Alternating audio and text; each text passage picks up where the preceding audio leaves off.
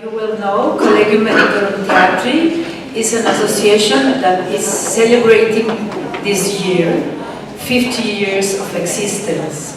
Our existence is due to many of our dear members like Dr. Gould, Dr. Hans Verleden, Dr. Carrasco, and of course all the members who were founders in Mexico City.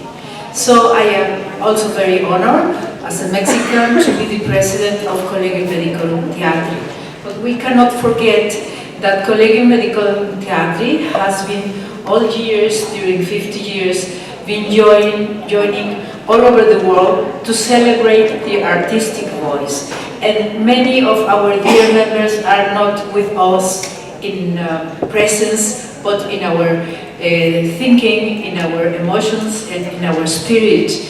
And of course, they're having all over the world these wonderful meetings, and we are very happy to celebrate here with Voice Foundation our first celebration of these years. We are having more celebrations with our dear friends in Ravenna, Italy, in Florence, Italy, in Copenhagen, Denmark, and in Argentina.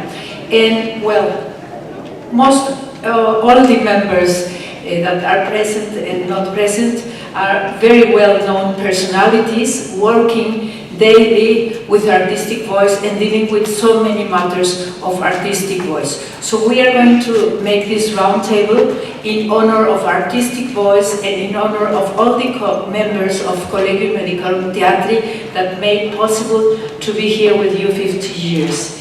And in Collegium Medicorum Theatri we join many medical doctors, but also scientists, voice coaches, singers, voice singing teachers that are dealing daily in all the edges of the artistic voice with singers, actors, and of course with everybody who has an artistic voice. So may I introduce Dr. Orietta Calcinoni from Milan. She is working in La Scala, and she's also working in many interesting international and Italian projects.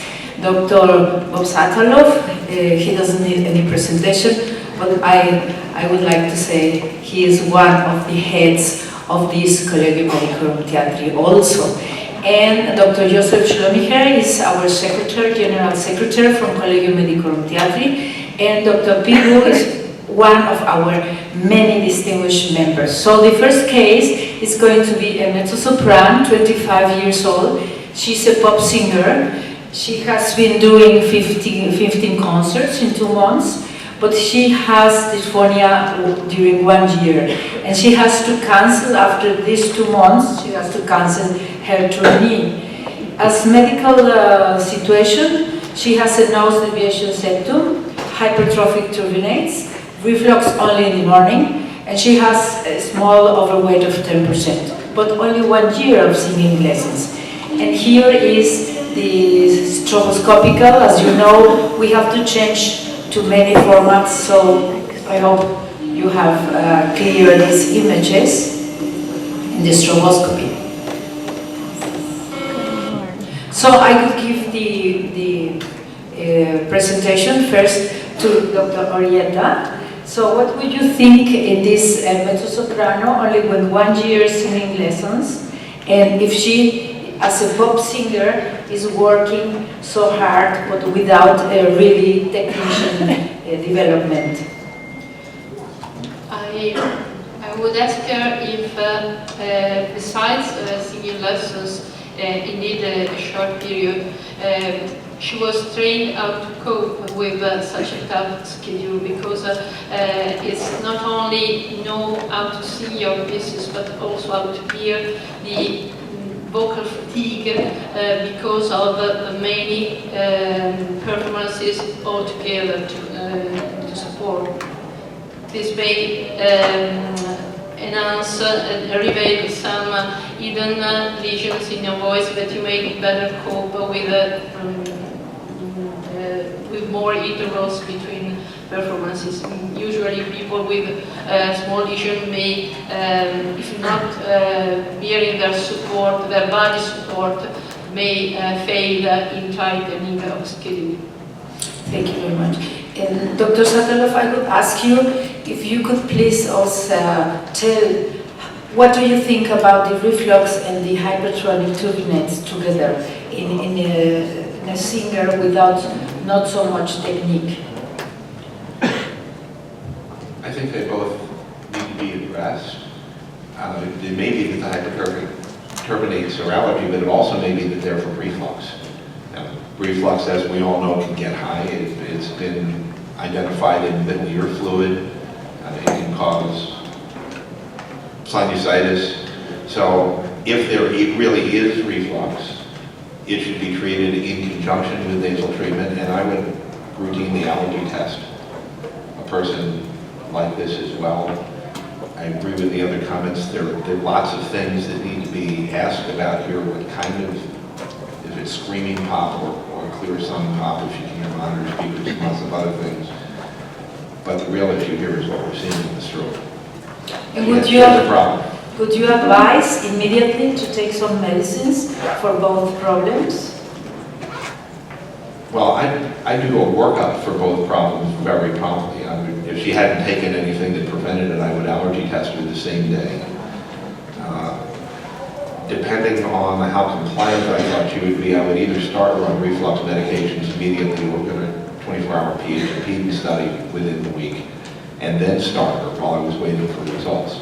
But yes, I would treat her, and most importantly, I would put her in with my voice team immediately, both for speech and for singing. Although it is very likely that she's going to need surgery, and with not just the mass, but the previous hemorrhage and the indented scar on the right vocal fold, it's unlikely that she's going to get a perfect result.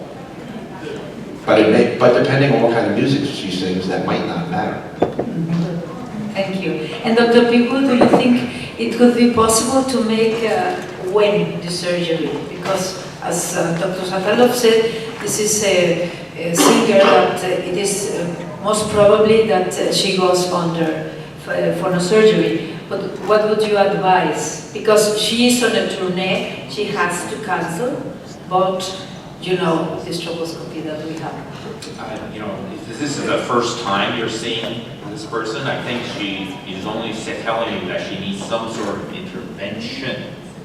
And the intervention depends on the cause, which I think is I think we can all agree is most likely multifactorial. So our challenge, at least in the short term, is to figure out the most efficient way to get her to a resolution of her situation so that she can then proceed. I am not as sanguine about saying, oh, this person for sure will need surgery at this point. And I would say we need a couple of months, maybe 6-8 weeks, in order to be more defined in terms of understanding which aspects can be intervened on. The first 6 weeks, if she cannot tolerate that type of distribution, then we are then trying to satisfy her needs as best we can. So you said, well, what type of surgery would I do if she has failed all the other components that we would like to do from a diagnostic point of view? I think, to me, this is something that it would be quite amenable to microsurgery. Pete, you and I agree completely. I didn't say she needed surgery. I said she probably needs surgery. Yeah. But the other thing is, you made it easy for us because she had already canceled her tour. The patients who are really challenged are the ones who come in with exactly the same situation and say, I can't cancel my tour, I have a concert tonight. Come see. Yes, and Dr. Schlömicher-Thier, he is working with the Salzburg Festival, and he has a lot of cases that have to be very quickly, well, let's say, treated in order to have more performances, but also all the medical group and of course the therapeutical group, including the voice coaches, they are under pressure from the producer because there is a lot of money going away. And so what would you recommend? How long could you wait because, as Dr. Sataloff said, the tournée is already on the way. To compare that lady, the top singing lady, with a light singer at the Sataloff Festival, there's a difference. She has the chance to sing with the microphone. She has the chance to sing a special style. Not she can. Pop singing a little bit hoarseness is allowed. This is a good sound. I will help her to make a quick change of her lifestyle and dietary advices. The next thing, I'm a reflux thinker. I give her reflux medication. Then I make a rebuilding of the vocal cord with semi-occluded vocal tract therapy. It works very well. And she should stop singing for 3 weeks and try to change some concerts.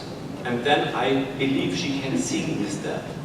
And then we have to wait what happened. When she is following my advices for the next 6 months, she has a chance to overcome that. Maybe there is some pseudocyst little bit left on both sides or on one side. Maybe, and she can sing with that.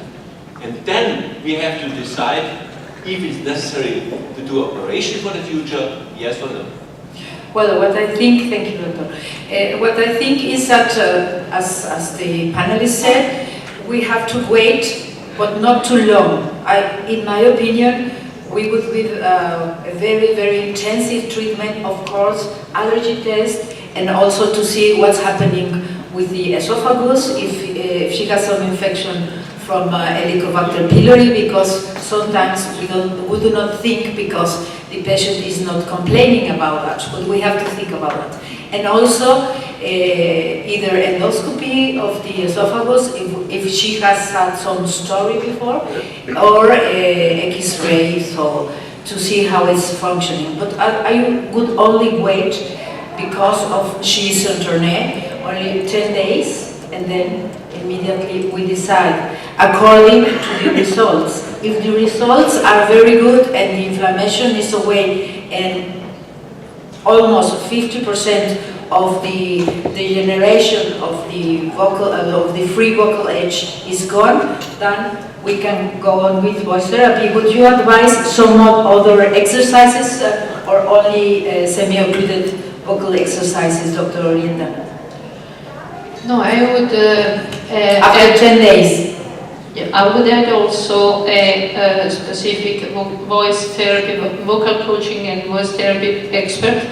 But I would underline also that if we, as Dr. Sataloff suggests, and if we take advantage of these few days, we may also help her to rebuild her schedule, because many times before the tour, in pop singers, there is all the preparation of the record, and that might have been the worst period in voice for her.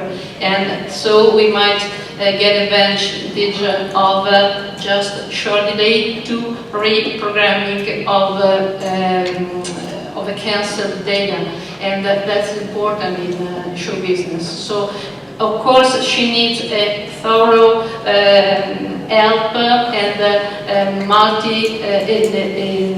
team, voice team for help her now, but also to project a future in the short time. And to decide if maybe save something of the tour or it's time for surgery. Yes, Doctor. I'd like to talk a little bit with the panel about long-term surgical decision-making. Short-term, I would almost never operate on somebody like this in the first 6 to 8 weeks until the field had been optimized by the voice therapy team and the reflux treatment and allergy and everything else. Things are going to come back. But let's say that at 8 weeks she's singing adequately for her purposes. What do we follow and how do we make surgical decisions long term? And my answer is looking 2 places. hardly everybody remembers, so you don't have to play it again. But her right vocal fold is concaved deep to the mass, stiff and scarred. So she can't afford increasing scar on that side, but more importantly, she can't afford to develop a mass with scar on the other side.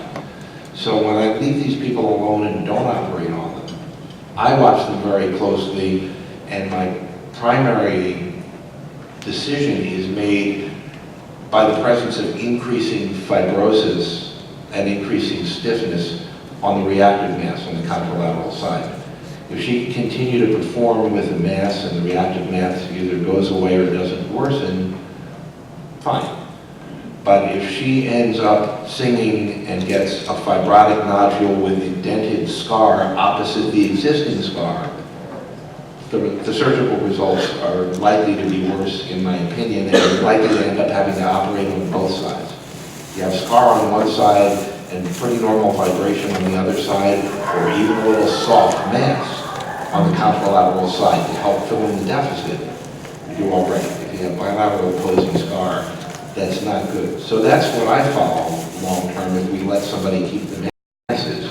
I'd be interested to hear how everybody And else how long, manages. Dr. Sataloff, how long would you wait for the resolution, If surgical resolution? If they get through therapy,